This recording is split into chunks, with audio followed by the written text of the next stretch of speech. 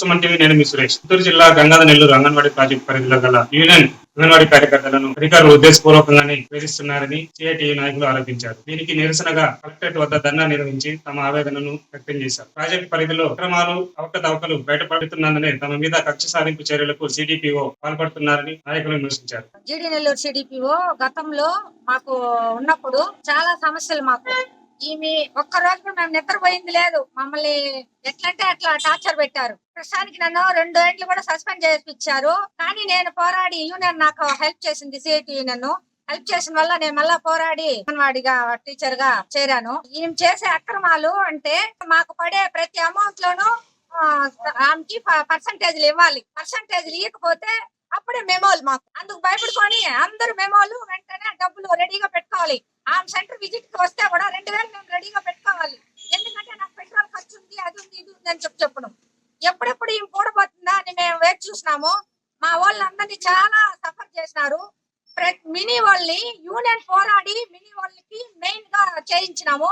ప్రతి మినీ వర్కర్ల దగ్గర 10,000, 20,000 కలెక్ట్ చేసింది ఆమె. గంగరాజ్ అన్న అక్కడికి వెళ్ళడం జరిగింది. కానీ ఆయన వచ్చి నీకు ఇష్టం ఉంటేనే చేరండి అమ్మా, లేకపోతే బలవంతం ఏం లేదు అని ఖచ్చితంగా చెప్పారు అన్న కూడా.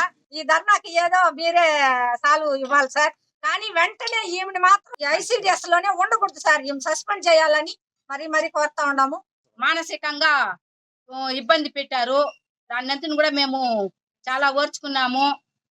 సిఐటియు మమ్మల్ని మాకు సేవ్ చేస్తుందని, ఈ తర్వాత కూడా ఇబ్బంది పెడతారు నన్ను, నాకు తెలుసు. నా పైన ఈగ వాళ్ళ దానికంతటికి సిడిపి అనే కారణమని చెప్తున్నాను. నాకు మెమోలు ఇచ్చిన, నా సెంటర్కి వేరే విజిట్లు పెట్టించిన, నా సెంటర్కే 4 సార్లు విజిట్లు పెడతారు. ఆమెతో ఉన్న వాళ్ళకి ఎవరికి విజిట్లు ఉండదు. కాబట్టి మా సిడిపి అని జిల్లా అధికారులు కానీ, కలెక్టర్ సార్ కానీ, పీడీ మేడం గారు కానీ అందరూ వేరే ఎక్కడికైనా ట్రాన్స్ఫర్ చేయవలసిందిగా జీడీ నెల్లూరు ప్రాజెక్ట్ సిఐటియు యూనియన్ తరఫున కార్యదర్శిగా నేను డిమాండ్ చేస్తున్నాను. పీడీ మేడం గారు వచ్చినప్పుడు సిడిపో మేడము ఇద్దరు కలుసుకొని నన్ను బయటికి పొమ్మని చెప్పేస్తున్నారు సార్. మా వర్కర్తో చేరుకొని నీకు ఛాన్స్ ఇచ్చేలేదని వాళ్ళే డిమాండ్ చేసుకొని నన్ను బయట పంపించేస్తున్నారు సార్.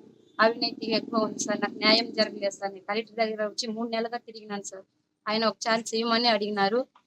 పీడీ మేడం గారు వాళ్ళతో వచ్చి విజిట్ చేసేటప్పుడు సిడిపో మేడం వాళ్ళ వర్కర్కి అనుకూలంగా ఉండి వాళ్ళని నన్ను ఒక వేధింపు చేసి అవమానంగా చేసి బయట పంపించేస్తాను. నాకు మీటింగ్ అని కూడా నాకు తెలియజేస్తాను సార్. సిడిపో గారు డబ్బులు ఇవ్వలేదన్న కారణంతో నన్ను 1,00,000 రూపాయలు వేధింపు చేసినారు.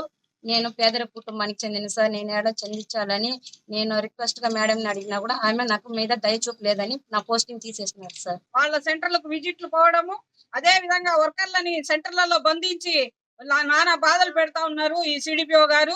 కానీ జిల్లాలో ఉన్న 12 సిడిపిఓలు మాట ఎత్తకుండా ఈ పద్మసునంద గారి మాట గురించే ఇది చాలా ఎక్కువ. మనం పదే అధికారులకు చెప్తా ఉంటే కూడా, హెచ్చరిస్తా ఉంటే కూడా అధికారులు కూడా ఆయన మీద ఏం చర్య తీసుకోకుండా ఆయన్ని ఫ్రీగా వదిలేయడం అనేది జరుగుతా ఉంది. ఎందువల్ల అనేది మేము ఈ రోజు అడుగుతా ఉన్నాము.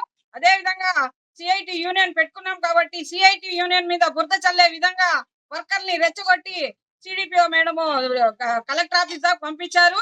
మేము చెప్తా ఉన్నాము, సిఐటి యూనియన్ జోలికి వచ్చి ఏ సిడిపిఓ కానీ తెప్పలుకునింది లేదు.